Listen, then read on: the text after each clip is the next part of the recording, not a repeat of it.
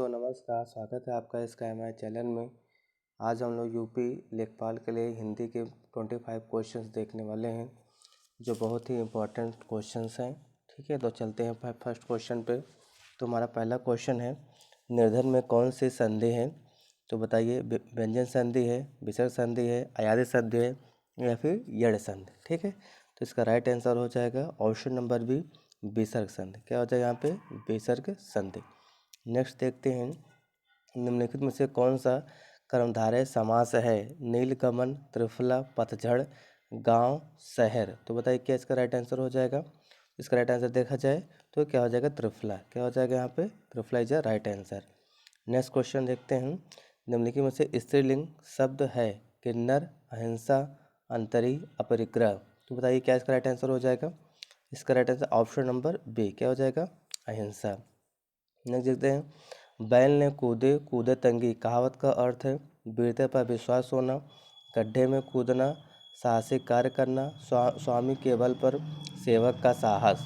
तो इसका right answer हो जाएगा, अब बताइए, सोच के बताइए क्या हो जाएगा इसका? तो इसका राइट आंसर क्या हो जाएगा? Option number D is a right answer. ठीक है, नेक्स्ट क्वेश्चन चलते हैं। यहाँ पैसेज दिया गया 5 to 6, इसको आपका पढ़ के इसका आंसर आपको देना है।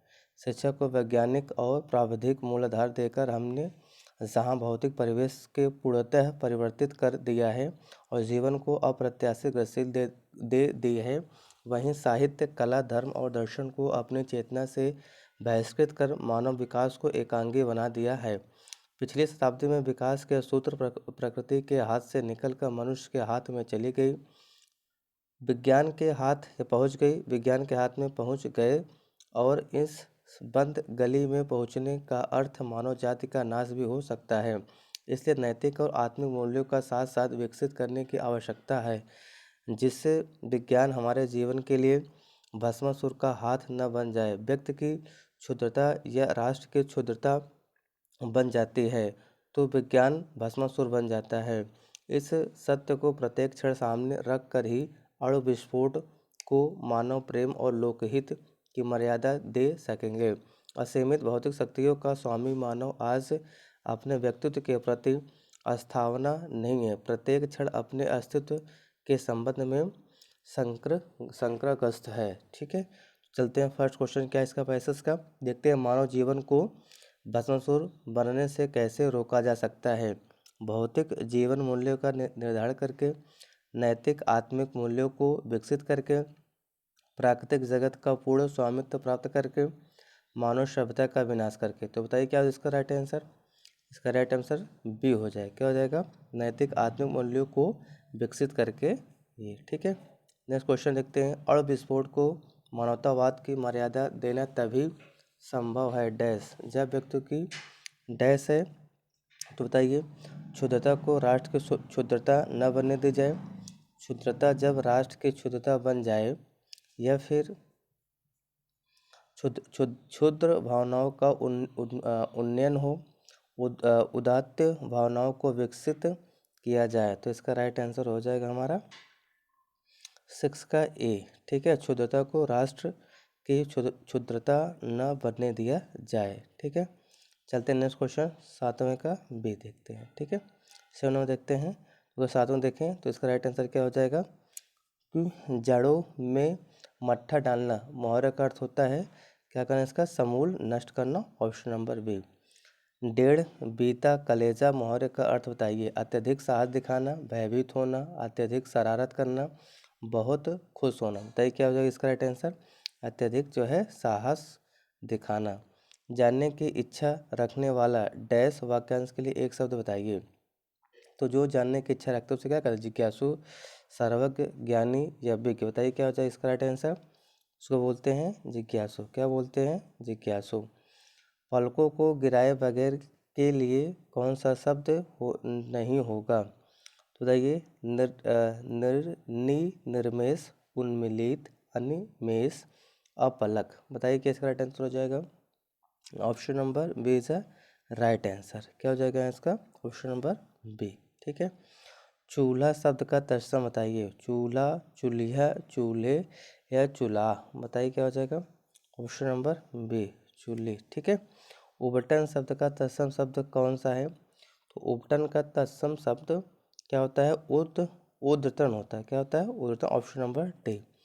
कृत्रिम शब्द का विलोम होगा, तो ये कृत्रिम शब्द का विलोम क्या होता है? ऑप्शन नंबर ए नैसर्गिक। क्या होता है? नैसर्गिक। पराधीन शब्द का विलोम होता है, बताइए पराधीन शब्द का विलोम क्या हो जाएगा? स्वाधीन, विजय, जय या विपक्ष। इसका राइट आंसर हो जाएगा बी स्वाधीन। निम्नलिखित शब्दों में से सुंदर का पर्यायवाची नहीं है, तो बताइए राइट आंसर क्या हो जाएगा इसका? डी। क्या हो जाएगा? सुगमता। सुंदर का पर्यायवाची नहीं होता, बाकी मनोरम, मंजुल, रम्य होता है।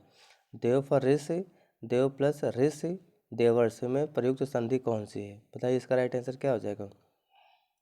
कौन सा हो जाएगा? गुण संधि। ठीक है, नेक्स्ट देखते हैं। अभिषेक में प्रयुक्त संधि है, तो बताइए अभिषेक में कौन सी संधि होगी?